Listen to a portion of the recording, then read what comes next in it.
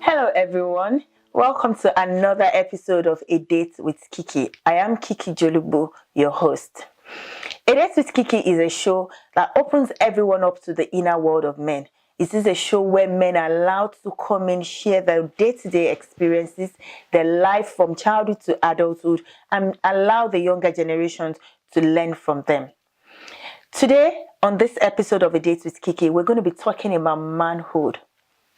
What comes to your mind when you hear the word manhood? What do you think? What goes on in the mind of men, even when they say the word manhood? What happens in their inner world? Today, I've got a very fantastic guest with me in the person of Utomi, who will be talking to us about his experience from childhood to adulthood and with the men he has worked with. Hello, Utomi. Welcome to A Date with Kiki. It's so good to have you. Thank you for having me. I'm actually very excited having you. I think I'm much more excited being on the show. Thank you for having me. And it's a lovely set. Great job. Thank you. I must say I'm scared because when I realized we were going to be talking about manhood, I said to myself, oh boy, here we go again. But you know what? Let's go for it. Let's go for it. Let's go for it. Thank you very much. Welcome once again. Do you want to tell us briefly about yourself, your experiences, what you do? I know you're a life coach. I know you coach men, you mentor younger boys. So just tell us about what you do and the journey so far. Well, the bulk of my job it's centered around helping individuals build capacity in order to achieve their goals. So, and like you rightly observed, I work with individuals, I work with teenagers, and I work with organizations. Over the years, I have had the real opportunity to help people who have practically written their lives off. They've written themselves off, and working with them, bringing them to the point where they're able to become worthwhile members of the society. In terms of qualification, I have a master's degree in management. I have 3 coaching qualifications in executive coaching, personal effectiveness coaching, and as well as youth empowerment coaching. So I've been around the block quite a bit, and you know that in a nutshell, that's me for you. I know very well. That's me for you. Yes. And I don't know if you deliberately did not mention this, but I remember where I met you working with Reverend Samadeyemi. That's right. And working with him very closely on his popular show and program Success Power. Yeah. Yes. And used to be our big brother and mentor that we run to. Yes. Yeah. So Utomi has been around for quite a while, and I really thank God for his life. I thank God, and I like what he does with young men. So now we're going to be going into today's topic. Like I said earlier on, today's topic is manhood. And I'll put a first question to you. What is manhood? When we hear the word manhood, what do you want us to think about?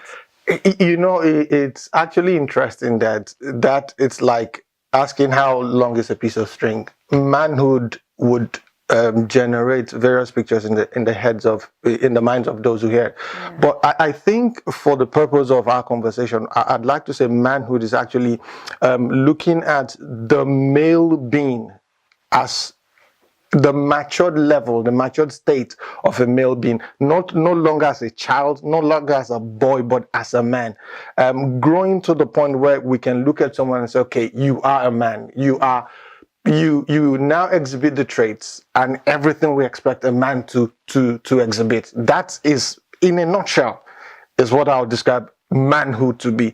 It's weird because you see the challenges over the years. The word has taken on various meanings. So what I'm probably going to do is to stop right there and allow you ask me a few more questions, which would hopefully come back to explain the things that you've asked. Yes, I like what you said. The world has taken up a different view, and that's one of the purpose of A Date with Kiki, to be able to change this view, particularly for the sake of our younger generation, for them to be able to understand what their life is all about, not necessarily to the world view, but putting themselves in focus and understanding what they're about. That's right. And so you said something earlier on. You said manhood is about, understanding the traits that come with being a man. That's right. And I want to take you up on that. What are these traits that come with being a man? You see, if you again, go back to the first question you asked of what is manhood? I said the explanation for that could be far and varied depending on who you ask. It's the same thing we're talking about the traits of a man. I can choose to answer that question from a religious perspective, a cultural perspective, an emotional perspective, a relationship perspective. And you would have different people coming up with different ideas of what the traits of a man would be. But what I'd like to do is to lean on the Bible. Now, if you go to the book of Genesis chapter 2, there we are given the story of God creating the first man, Adam.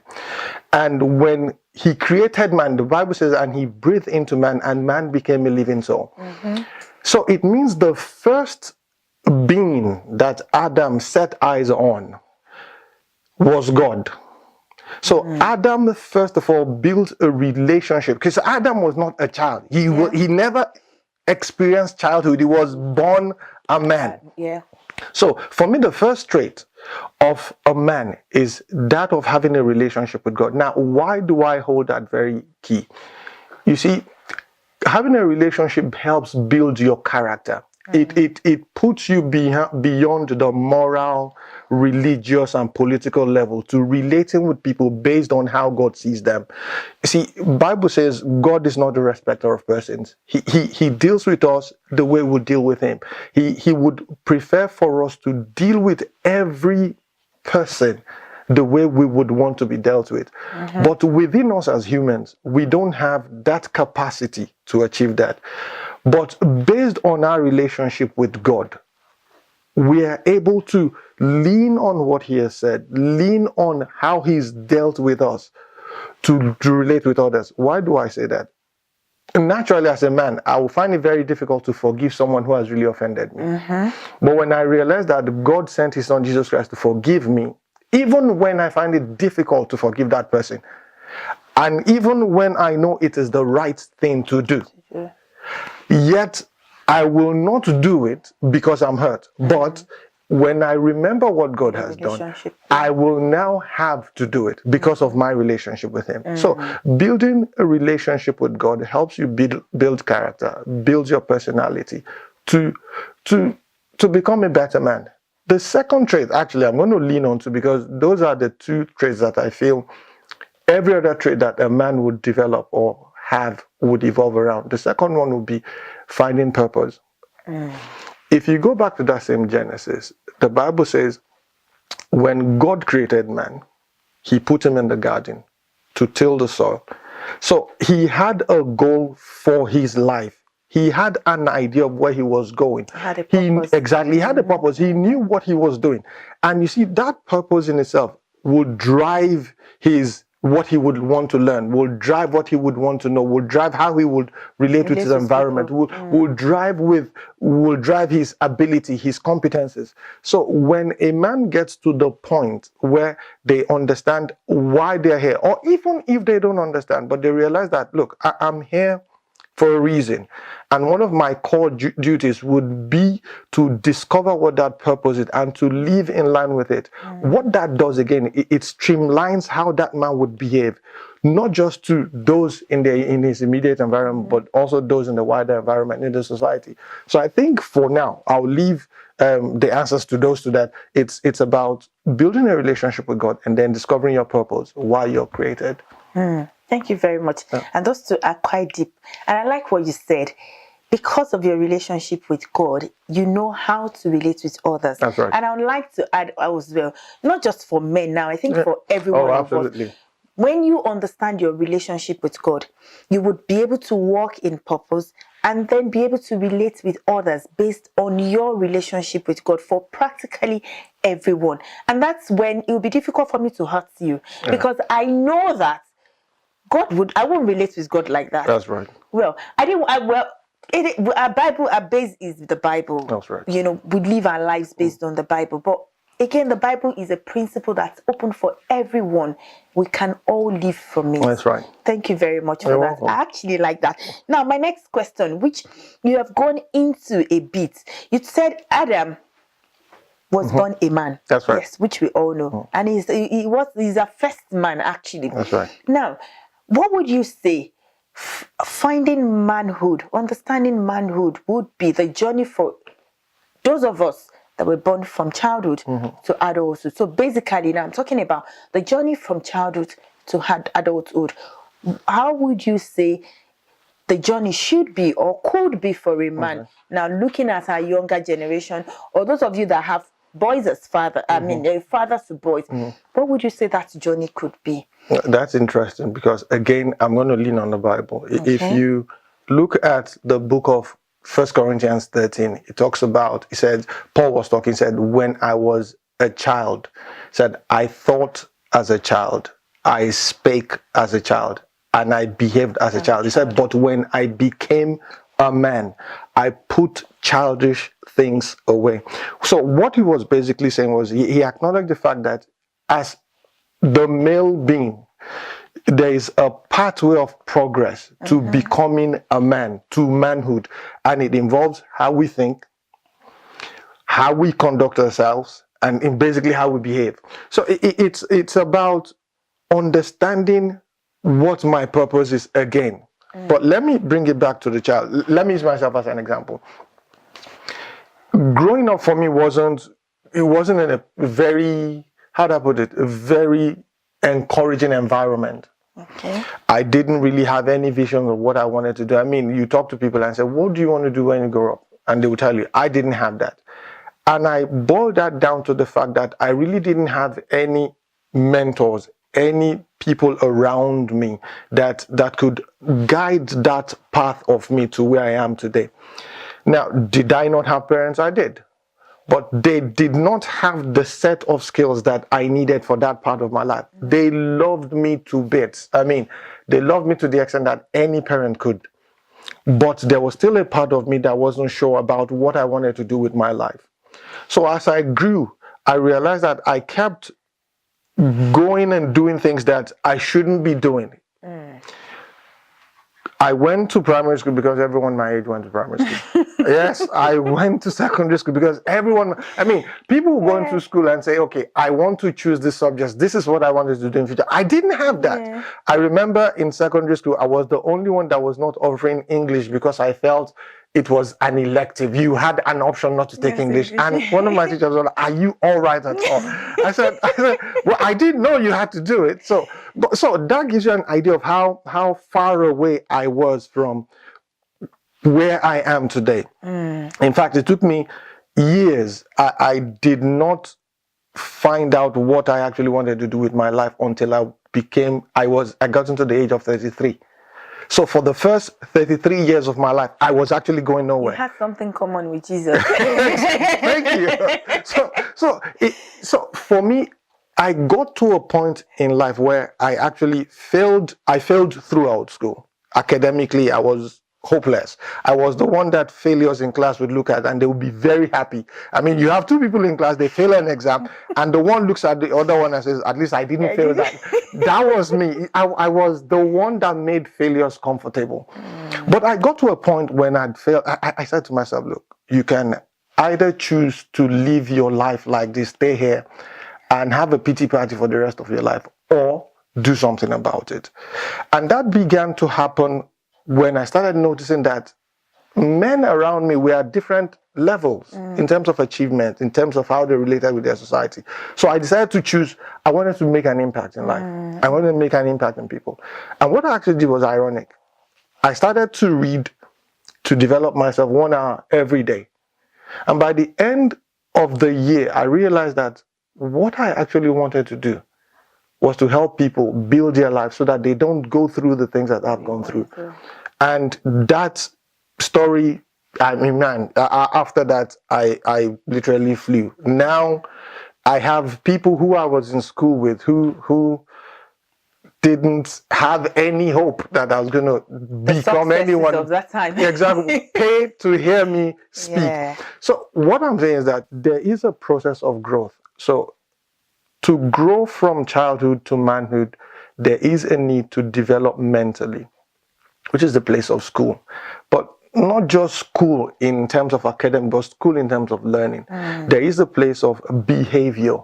learning the learning the behaviors that are necessary to help you become who you want to be. But then to become who you should be means you have identified who you'd like to be. There are loads of things, processes that a child, a teenager should get involved in or with that would make that transition from childhood or teenagehood to manhood a little bit smoother. So behavior, thoughts, those are two core areas that would help anyone move from childhood to adulthood. Yeah. Behavior and thoughts. Yes. What you Actually, think about thoughts, this? then behavior. And then behavior. Okay, yes. So what you think about yourself, and then you begin to behave. Exactly. Exactly. Thank you very much for that. And another thing I'd like to pick out from what you said is how you did not allow your failure limit you. I know that's kind of not exactly on the line with what we're talking about, but I think it's key for every one of us. It is actually key. Yeah, because I was listening to a book, The 4 Quadrants, Cash Flow Quadrants. Yes. Robert I don't know, Kiyosaki. for some reasons I call that book The 4 Quadrants. But yes, I was listening to the book yesterday, and Robert was talking about how, the things we're taught in school and the things we're not taught in school. Exactly. And how those things, it's more of the things we're not taught in school that make us. Absolutely. Yes, we need the formal education. For me, I would say that's probably to expose you, but you need to be able to teach yourself. And I think that's one key thing. Oh, yeah. What you think about yourself, begin to behave it. Teach yourself to be the kind of man you want to be. That's right. Journey from childhood to adulthood. Thank you very much. Now, in that process, Emmanuel, what would you say could be the biggest challenge of a man in that journey? In most journeys in life, the biggest challenge that you would ever face would be yourself.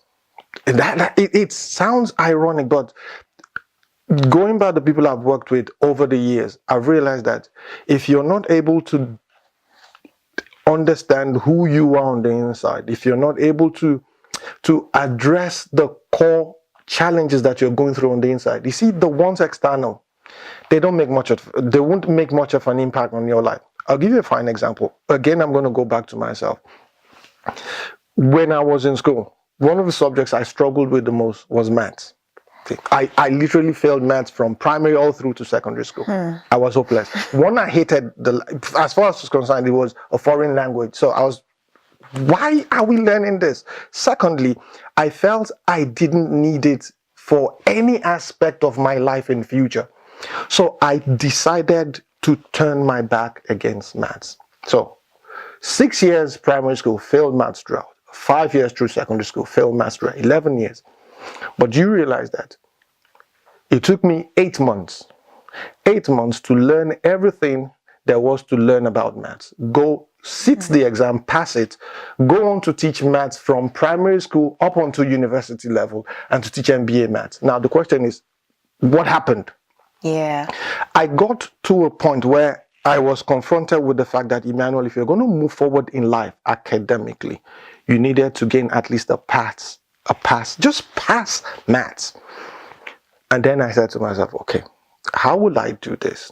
I spoke to my mom, and God bless her. She bought me a maths textbook and said, look, you've decided you want to learn this. Here's a maths textbook. But when I opened it, it was Greek. It was like foreign language. I shut the book back. I will never forget the first chapter of that book was binary operations, which is you add 1 plus 0, it gives you 1 0, or 1 plus 1 gives you. It didn't make sense. I was having problems adding regular numbers. Now you're giving me base operations. But you know what? I made a decision that I was not going to give up until I passed. I knew the challenge wasn't the maths because there were people around me passing maths, doing well in maths. The same way, you see, if there's anything that you're struggling with in life, you need to realize that there are people who are succeeding in those fields. Question is, what are they doing that you're probably not doing or that you could do in a different way? So for me, the challenge starts with the self. Once you accept that you cannot do it, that's it. I think it was Henry Ford that said, whether you believe you can or you cannot, you are right. So if you want to achieve any result, first of all, start with self. Secondly, is the fact that you need to, let me use a Christian word, deliver yourself from societal pressure. Whether you're aware of it or not, in everything that we do, in every field of life, society has put measurements, standards that if you don't measure up to, then you're failed. So my question is this: what are the standards that society has placed on what it means to be a man? It's success. It's success. Do you understand what I'm saying? Yeah, So I get that. over the years, the definition of what it means to be a man has become very vague. You see, if you had asked me this question 50 years ago, what is manhood? It would have been very easy to answer. A man is the person that goes out to work, earns income, comes back home and takes care of the home. He buys this, he does this, he fits stuff around the home. But over the years, things have changed. Well, what do I mean? Man has gone through 3 depressions, economic depressions. Now, during those times, it was the men that would go to work. So during the economic depression, it was the men that were losing their jobs, and the women started going to work. So what you now had was a gradual transition of women into the workplace. Now you had 2 world wars. Who were those that went to war? The men. While they were at war, the women who were at home suddenly started finding themselves in the factories. So when the laying off and the deaths were happening, what you had was a gradual shift of the traditional role of the women away from the home front into the field of work. So now you have women who have good jobs, have their own cars, have their own homes, can have kids outside marriage. The question now is, what do they need a man for? So over the years, the traditional role of manhood, of being a man, has been redefined by our society. The same thing with our religion. If you're a Christian, a Muslim, a Hindu, there are unconsciously or consciously certain standards that have been set in those places, which is why, see, again, I'm coming back to society setting those standards. You need to define for yourself what success and manhood means. As a married woman, you need to define for your man what you expect from him, what your definition of manhood is for them. You see, I wish there was a clear-cut answer that would be general, but then you see, even the traits we're talking about that are that should be exclusive for men, they're not exclusive. No, they're not. Because women and kids and teenagers should have those traits. So the question is this: where do we draw the line? The line will be drawn within the context for which we're talking about it. So if you talk about manhood within the home, manhood in raising teenagers, manhood in relationship, manhood in communication, then you've gone into my notes. Exactly. We're going to end this here now. Good. But we're coming back with you again on our next episode. And on the next episode, what I want us to be talking about would be manhood in the home. Manhood to a woman. Who should a man be? Who is a man to a woman? And then to the children. And then to the core of my being right now, to our teenage boys. So I'll be back again next week with Emmanuel Utomi, and we're going to be looking at all this. But if you have any thoughts, please feel free to share with me on the comment section. Thank you very much. I am Kiki.